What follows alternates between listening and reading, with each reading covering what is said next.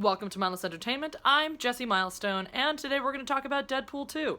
And yes, this video contains all of the spoilers, so if you have not seen Deadpool 2 and you don't want to know what happens, stop watching. If you keep watching and something gets spoiled for you, that's your own fucking fault because you didn't read. And if you didn't read, I told you, so you didn't listen. So you both did not read and did not listen, so you just generally suck at life, in which case, run into a wall repeatedly until you knock yourself out. I'm grumpy. Before we get started, I'm grumpy because it's been cloudy and overcast, rainy here all day long, and of course, the second I go to shoot, the sun comes out, which means that I was like, yay, I don't have to climb on stuff over there to, cover up my window so that reflections from the cars driving by don't come in here and, be annoying, but now they might. They might, and I'm too fucking lazy to go do the stuff, so if there are weird reflections that, of stuff going by, fucking deal with it. You might be asking, hey Jesse, why are you wearing that very fashionable scarf? We'll get to that too. We'll get to that. I don't know what else we were gonna get to. I don't know where the two came from. We're gonna get to that. But first, Deadpool 2. Deadpool 2. It followed the tone of the first Deadpool. It really did. And I will tell you, I've seen it twice now. I've seen it at this point twice, and I liked it better the second time.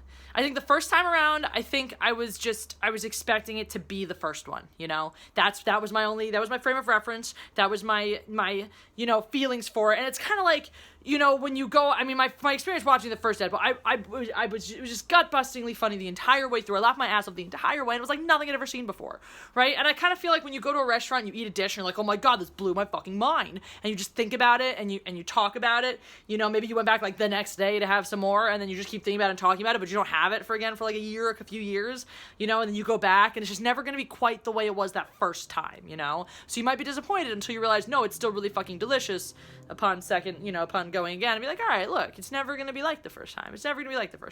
I also feel like watching it twice was helpful, because then I kind of knew, and that was the thing, right? Deadpool is very quippy, it's very clever, it's very fast-paced, there's all these lines and these little references that the first time around when you're like, oh my god, when you're worried about what's going to happen, you don't always catch them. So the second time around, you can just sort of relax into it, be like, I know what's coming, I know the big plot points, now I can just enjoy all the back and forth and the humor.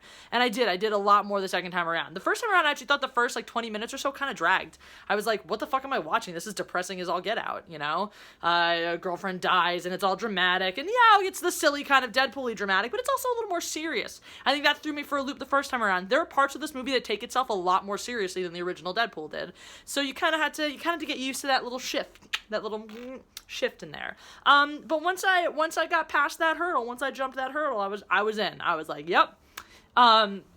They got me. The credit sequence, brilliant. The way, and that was what I loved about this one. What I started to appreciate even more the second time around is not just the firing shots at the Marvel franchise, but I feel like it was even bolder in the way that it shouted out other source material as well. This very obvious James Bond style, opening song with all the dramatic moments, while also pairing that with the callbacks of, but that's what I thought was really, really cool is in this one, it wasn't just, oh, okay, well, we already did the trope where instead of doing real title credits, we're writing in random shit, but this was related to the fact that, his girlfriend had just died, so it was, who are these monsters? Oh my god, did they just kill her? It was sort of this throw you for, it was related to the actual, it was very breaking the fourth wall in terms of the actual plot and not just making that commentary. Anyway, so that was fun.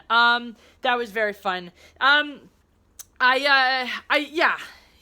Yeah, that was good. I really love, just some of the great moments. I love the little, we found out was fighting a caved villain, and our mom's names were Martha, or then his, who are you, I'm Batman, was just great. Just those things about Deadpool.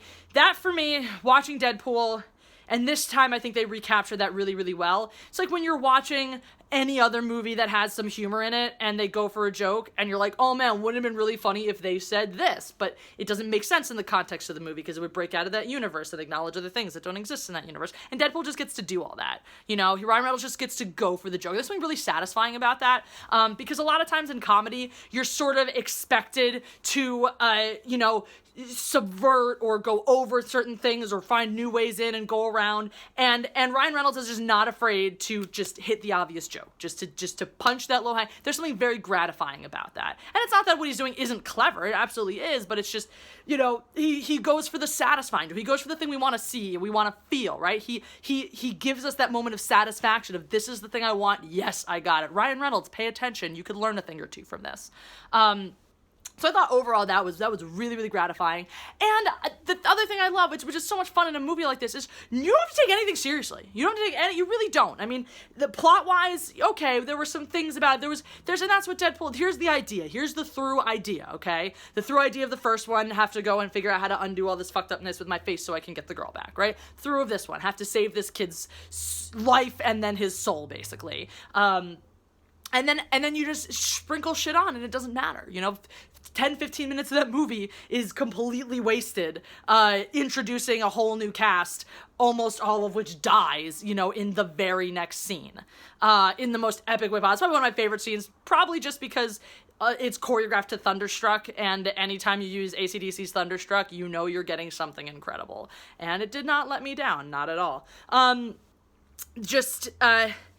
Really great, really, I mean, I loved how they reused the characters, and we got to lean into them a little more, how they made, like, they expanded but kept really consistent this bartender buddy kind of figure. I think that he was the one they overused the most a little bit. I think they just they had a character for him, and the way he reacted, like when he was being tortured or when he was captured by Cable, was perfect. That was like spot on, dead on. But then all of his lines in the baby legs scene, after he said shirt cocking, because that was funny, just full shirt cocking it. After that, I thought every bit he had in that scene was a little bit extraneous.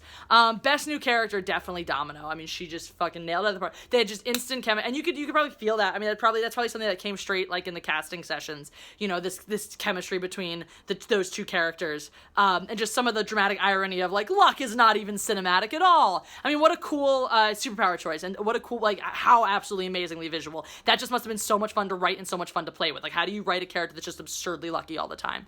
But the most brilliant thing about this, right? So here you go. Character who's absurdly lucky all the time. She's still good at shit, though. She's still definitely great at beating the shit out of people. Smart, focused, talented in lots of ways. And, like, so at the same time, and then the luck element of it is something like she doesn't just blindly stumble through the world and go, like, look at me, I'm really lucky. She owns it and acknowledges it. She's like, yes, I am really lucky. There's just shit I get to do because I can trust it to work out for me. That's just my life. Boom. And that was excellent in its own way. Has the whole, I don't know what's up with the eye thing. They just don't explain that. That's fine. It's Deadpool. They can do whatever the fuck they want. Just like they can have Cable randomly wearing a very stylish scarf exactly like this, but in a different color, in that last fight scene. Why the fuck is this super badass dude just wearing a stylish scarf? Did anyone else notice that? Like, why? What is the reason for that? There is no good reason for him to just be wearing, like, I'm styling now in my scarf. Like, that, why? What the fuck? That didn't make any sense. It actually bothered me a whole lot the second time around, because I'm like, why are you wearing this? Loved the use of the Juggernaut. I liked the fat New Zealand kid. I liked a lot about this movie. The one thing that was weird for me, did it feel for anyone else like there was almost a torture porn level of like fucking up Deadpool's body? Like, I get that's part of the films, that's part of the idea of him is, oh yeah, he gets fucked up, like, gross shit happens to him, and we watch him get shot a million times and limbs broken and stuff like that, and then they grow back and whatever. Didn't it feel like it almost took it a little too far, like a legit torture porn? Like, if someone was into torture porn, they would just be in that movie just jizzing their pants all the time, much like I go to a movie like that and jizz the force all over the place, because that's what I do when I'm happy. Anyone else? No, just me? I don't know, that's how I felt. Those were my feelings. I think Joe best part, I mean, the whole Tom Cruise, Kirsten Dunst thing was cute, that little through line with them. I thought there were moments, it was kind of like they wrote Joe Bender into that last scene of, him running with them, and then they're like, fuck, we have to figure out how to write him out of it, because he does not fit there, and then bring him back for what was one of the great jokes of the movie, was them coming with the tag. I love the fact that that was like after, like, oh, I could hear you coming, like, he knew it was happening, he was set that up. That was a very gratifying premise punchline moment for me, as a comedian. I don't know, whatever, so that was cool. I think my favorite line from the movie definitely was, only besties kill pedophiles together. Execute pedophiles together. Only best friends execute pedophiles together. That was great. I loved that. That made me happy. Made me happy in my soul place. Colossus, one of the best parts of this movie. I love that line. I really wanted them to kind of keep going with this weird homoerotic thing between Deadpool and Colossus. I think that's brilliant. That's one of my favorite bits. That I think I didn't hear it the first time around, when he's leaving Vanessa for the last time. and he's like, don't fuck Elvis, and she's like, don't fuck Colossus, and he's like, what? Like, it's just, yeah, you guys have that thing. And I love Colossus getting the Colossus Juggernaut fight. That was the thing, right? So you have like a almost disturbing torture porn level of like violence done to people, but the fights, oh my god, the fight scenes were amazing. The choreography for that, and this, I know a lot of it, some of it's CGI, a lot of it's CGI, but just even so, there's still choreography. Someone has to puppet master the fight. Really, really just gratifying and fun to watch. The great little moments, like the executing pedophiles together, just the synchrony, the dance-like element quality to all of the violence was so fun, was just so enjoyable. I mean, this movie is a feel-good movie. Like, you just feel good watching. Even the parts that hurt, they hurt in that, it just hurts so good. It's fun. It's fun to watch. Feels great. Just feels great in my soul place. Everything, let's bring in the Juggernaut, because wouldn't it be great to watch him tear shit up? All right, fuck it, let's do it. Yeah, so I liked the fact that Brad Pitt was the Vanisher. That was like, you're wondering where the CGI budget went. We took all that money and spent it having Brad Pitt for 1 second, which was just, it made me happy. I really enjoyed it. I'm like, oh god, it's Brad Pitt. He's dead. Sugar Bear is the best Peter, who had no superpowers. I really enjoyed all that. And that's what this is. This is a really well written comedy. It's just a lot of gags. It's a lot of bits strung together, and put into like it's like a 2-hour, stand up routine with a lot of great visuals. Is kind of what it feels like. It has that type of craftsmanship to it. So I liked it. Obviously, I'd say a great soundtrack too. Oh my god, it never gets old for me when they use the really, really dramatic music for like the somewhat comedic slow-mo things. I like it. I enjoyed it. I thought it was great. I like what it is. It's shamelessly self-indulgent. I enjoy things that are shamelessly self-indulgent, and I like that that's what it's supposed to be. It doesn't judge itself. It just does. It just fucking does. Oh my god, in the credit scenes, the fucking just emptying the full clip into prior Deadpool, or would-be Deadpool, X-Men, whatever that fuckface dude was, and shooting Ryan Reynolds before he does Green Lantern. That was again, gratifying. Just fucking, hey, what do we want to see most? We want to see this. Let's fucking do it. I love Josh Brolin. If you've seen some of my other videos, you might be getting a sense that I kind of have a fucking crush on Thanos. I do. He had the same voice in this one, so that was like, and he was also fucking sad. Just a good, sexy bad guy who wears a stylish scarf for no reason. Really just nice. Again, just let's write in this like super sympathetic bad guy character, but use him almost exclusively for comic relief and then random badassery. So that was fun for me. If you stay till the end of the credits, you got to hear the song. They were actually playing this in the soundtrack while the Juggernaut was fucking shit up, but it was about the Juggernaut and no holy shit balls, and just people operatically singing about holy shit balls. And yeah, I mean, I don't know if I've had anything clever or better to say about this film.